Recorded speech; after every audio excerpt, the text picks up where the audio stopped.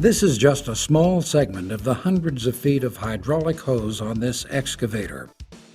In addition to carrying hydraulic fluid, this hose is also storing and carrying contaminants. This is a piston pump. It is no longer pumping hydraulic fluid. It failed because of too much contamination. This excavator now sits idle and unproductive since an excessive level of contaminants entered the system and went unaddressed. Even before a breakdown, contaminants in fluid can reduce system efficiency. This is as true for fuel and engine oil as it is for hydraulic oil. A less efficient system is a less productive system. These productivity losses can go undetected because efficiency loss is gradual. In hydraulic systems, for example, efficiency can drop as much as 20% before the operator detects a change in operation. That's losing a day of productivity each week. There was a time when hydraulic pressures were much lower than they are today. Clearances between internal metal-to-metal surfaces were not as tight, and we were more concerned about contaminants we could see. We now need to be concerned about dirt and other contaminants that we cannot see, including particles as small as 2 to 5 microns. That small a measurement is hard to comprehend. In order to visualize what a 5-micron particle looks like, let's start with the smallest particle that we can see, the speck of dust you see on your TV screen, which is 40 microns in diameter. You might conclude after a quick glance at the numbers that a 5-micron particle is 1/8 the size of a 40-micron speck. But to properly compare size, you must relate the cross-sections of the particles, not the diameters. As you can see in this representation, the 5-micron particle is actually 1/64th the size of the speck you see on a TV. Due to the tight clearances in today's systems, that small a particle can be the beginning of premature wear and efficiency loss. And it doesn't take too many particles to contaminate a system. Contamination particles look like this in dirty oil. A microscope reveals actual size differences in appearance between dirty oil and clean oil. But where does such contamination come from? It's often there from the very beginning. Large amounts of contamination are introduced at the time of hose and tube installation on hydraulic machinery.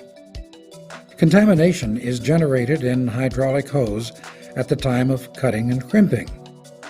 Contamination enters the metal tube assemblies during the cutting, deburring, bending, and flaring processes. Hoses and tubes that are not cleaned before installation will have a detrimental effect on any hydraulic system they are being installed on. How do microscopic contaminants achieve such large and drastic effects? Contaminants do not have smooth edges. They are irregular in shape and have sharp edges that cause abrasion as they scrape metal surfaces, creating additional contaminants. Let's follow contaminants in the hydraulic oil as it is drawn from the tank through the hose to the pump. You can see the contaminant's irregular shape with sharp edges and corners. Once the oil and contaminants are drawn into the rotating group of the pump, the contaminants can cause damage in several ways. The larger particles cannot pass through but will break up as they strike the stationary port plate, shown here in yellow, and cause accelerated wear. Notice how the contaminants break down the edges of the port plate. As we look at other ways contamination can cause problems, we turn the animation of the pump 90 degrees onto its side. Particles can lodge between the piston and the brass slipper foot, shown here in purple, causing it to jam. The contaminants can also scrape walls between the barrel and piston. Electro-hydraulic valves are more susceptible to contaminant damage because the clearances are even smaller, as small as 3 to 4 microns. Some of the particles naturally adhere to the imperfections in the wall or because of the electromagnetic conditions in the valve.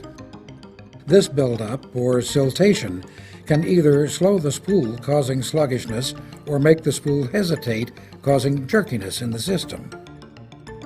Over time, the contaminants can cause wear on the spool that results in leakage.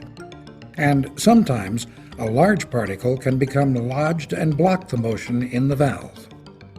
All the particles then move on to the filter. Do not assume the filter removes all contaminants in a single pass.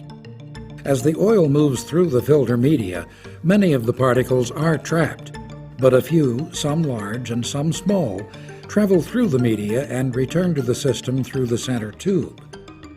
Even high-efficiency filters do not remove all contaminants. Contamination can affect any machine with hydraulic capabilities. A hoe that swings too far on a backhoe loader, or one track that runs faster than the other can be a sign of contamination.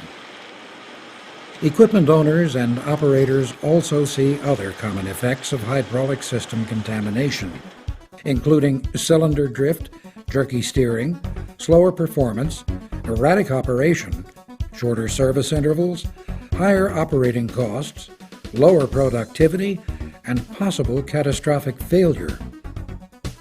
The pump is one of the most expensive components to fix on a hydraulic system, and in the event of a catastrophic failure, it may take days or even weeks to repair a contaminated hydraulic system. That's why it's so important that the means exist today to prevent such problems from occurring. The products and procedures of ultra-clean technologies can protect you from such nightmares.